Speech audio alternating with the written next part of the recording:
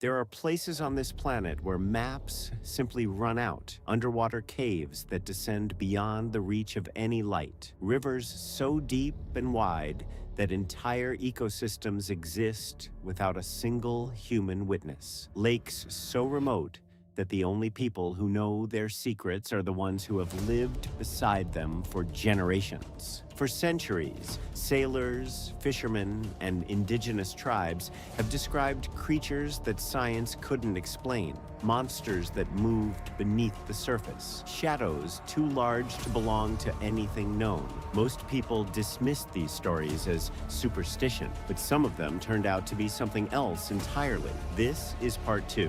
And the legends only get stranger from here. Kappa.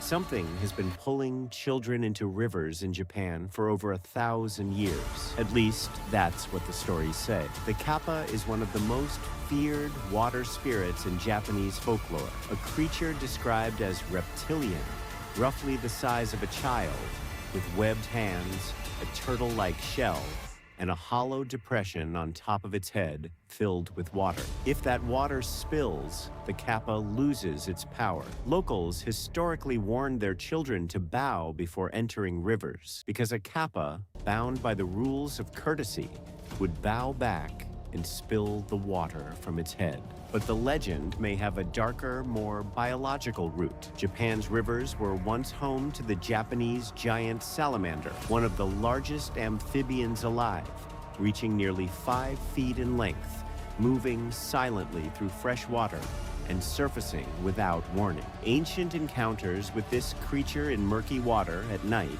could easily produce stories of something humanoid lurking beneath the surface. The kappa may be mythology. The giant salamander is very much real, and it's still out there, moving through the same rivers. Nakken.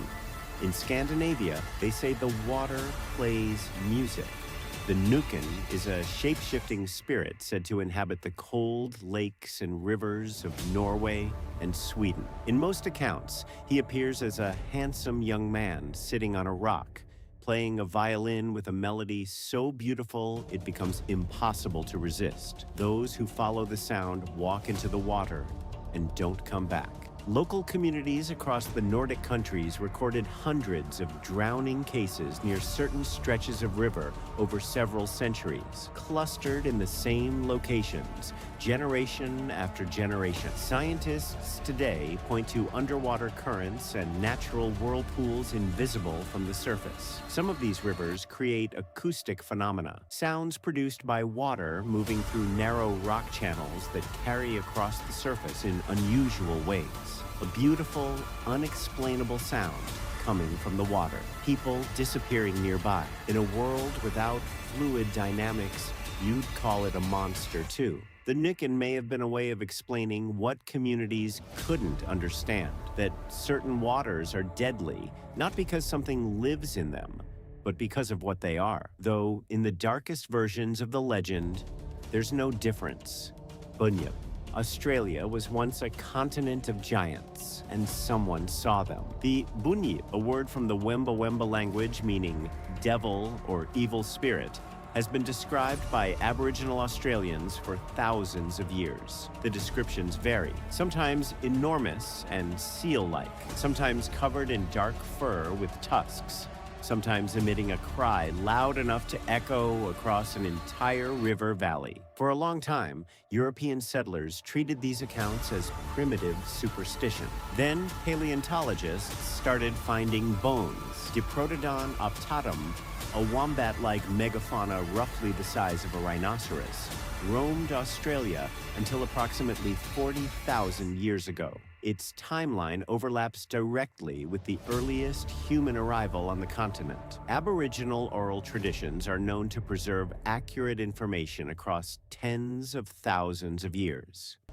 It is now considered scientifically plausible that ancient Australians encountered these creatures and passed those encounters down through generations as the Bunyip. What they described wasn't superstition, it was memory.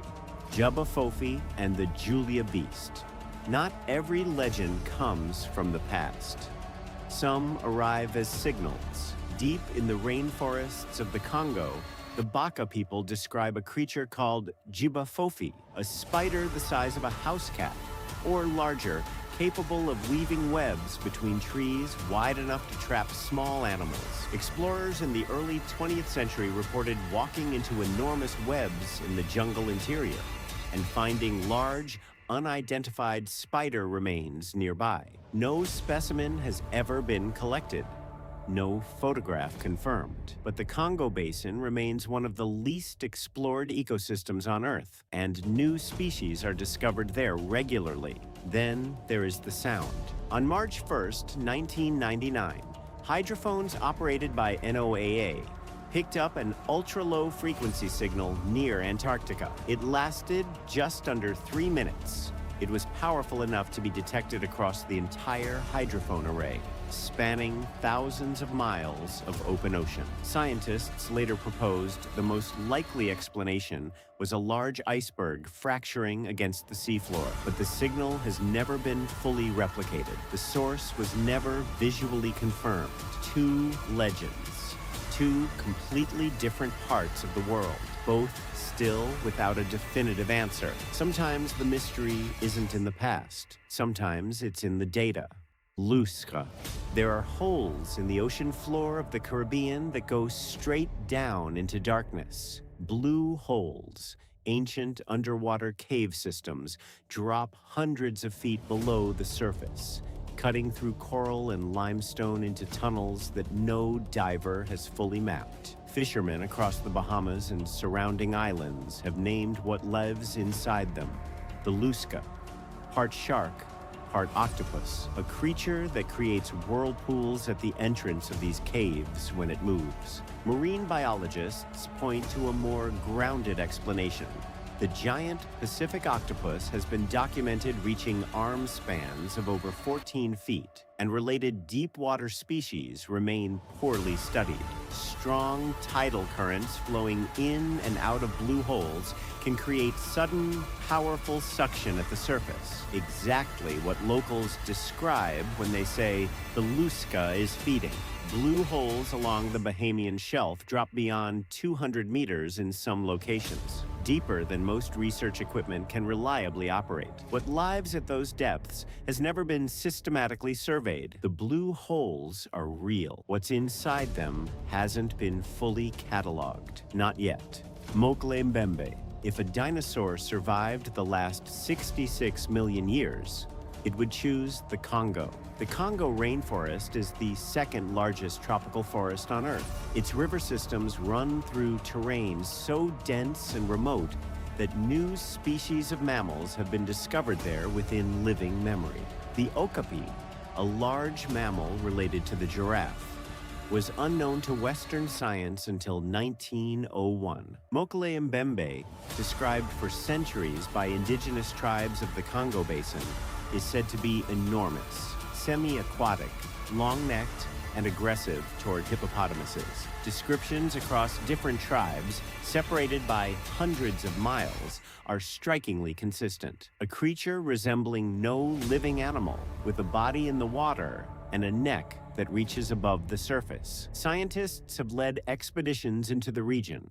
None have returned with conclusive evidence. The most grounded hypothesis isn't a surviving dinosaur. It's an unknown species of large monitor lizard or semi-aquatic megafauna that exists in river systems no research team has fully accessed. The Congo doesn't give up its secrets easily, and it hasn't finished surprising us. Charybdis. The ancient Greeks didn't exaggerate. They observed. In Homer's Odyssey, Charybdis lurks beneath the Strait of Messina, the narrow passage between Sicily and mainland Italy, swallowing the sea 3 times a day and releasing it in a violent, ship-destroying spiral. Odysseus clung to a fig tree above the whirlpool to survive it. The Strait of Messina is real. So are its whirlpools. The collision of opposing tidal currents from the Tyrrhenian and Ionian seas creates surface disturbances in the strait that have been documented by modern oceanographers. Ancient vessels, small, wooden, dependent entirely on oar and sail, would have found these waters genuinely deadly, particularly during storms or tidal peaks. What the Greeks described as a monster was a hydrological phenomenon they had no framework to explain. But here is the part that stays with you. They described it accurately. The location is exact. The behavior matches the tidal pattern. The danger was real. They may not have understood what they were seeing, but they were definitely seeing something. Yakumama. In the deepest tributaries of the Amazon, the water sometimes goes still without reason. No wind, no current, just silence, followed by movement below the surface. Something large enough to displace water from a distance. The Quechua people of the Amazon have carried the legend of the Yakumama, mother of the waters, for thousands of years. A serpent of impossible size said to rest motionless on the riverbed for days before surging upward to overturn boats and pull whatever is above it into the current.